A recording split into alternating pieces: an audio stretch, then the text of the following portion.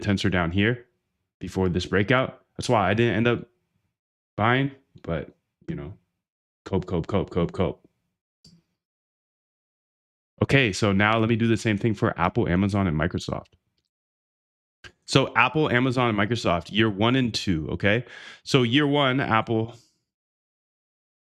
private company, they had 5.3 million valuation, 7.8 million valuation off of 775K revenue. 775K in revenue year 1 for Apple. Year 2 revenue 7.8 million. So year 1 revenue for Apple 775, year 2 7.8, 15 to 20 million in valuation off of 7.8. So what is that? 2x.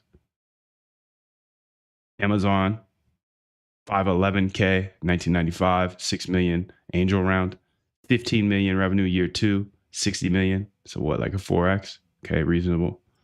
16K at Microsoft year 1, essentially zero is 2 guys. Year 2, 382K private. For context on where they ended up, IPO year 1980 for Apple was 117 million in revenue. I think this is an important number. When Apple IPO'd in 1980, 3 years after they started, damn, that's a whole nother story in itself. Like, why don't we get access to public companies that early? We don't, because investors take them. Anyways, they had a 10x multiple on their revenue, 117 to 1.2 billion. Amazon, when they IPO'd, 15.7 million, 438. They had a 28x on their revenue. Microsoft, 198 million.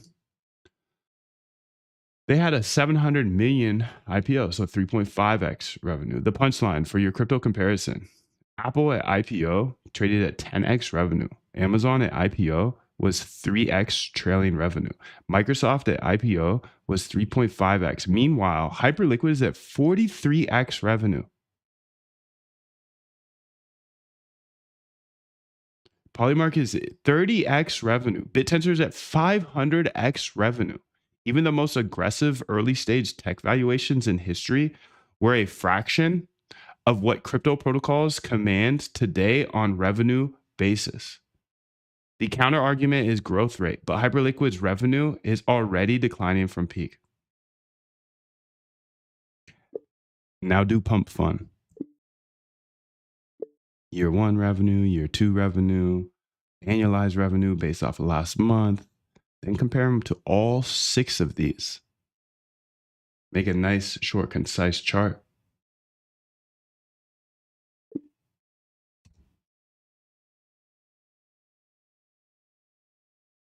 I need you guys to help me vet this, to be real. I think this is clear as day when you see this.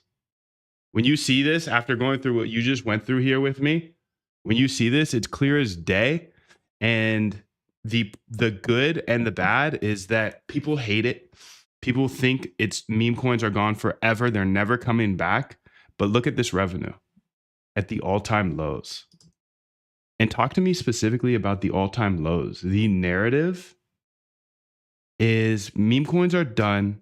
Every boomer, every millennial, they all hate them.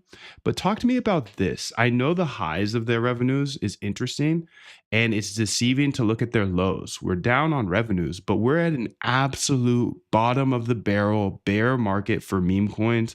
Everybody fucking hates them. Everybody's losing money. 98.6% are rugs on meme coins. They have this huge lawsuit on them.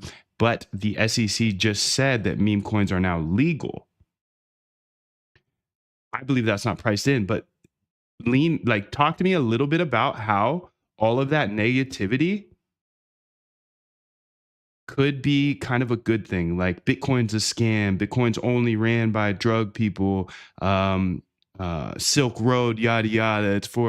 This feels a lot like 2015 or 2018. When they called all of Bitcoin off. Now, of course, there's a lot of bias here. I've been building on Solana for multiple years. That's why I said, if you've been with me, this has been sitting in front of our face for so long. It's insane.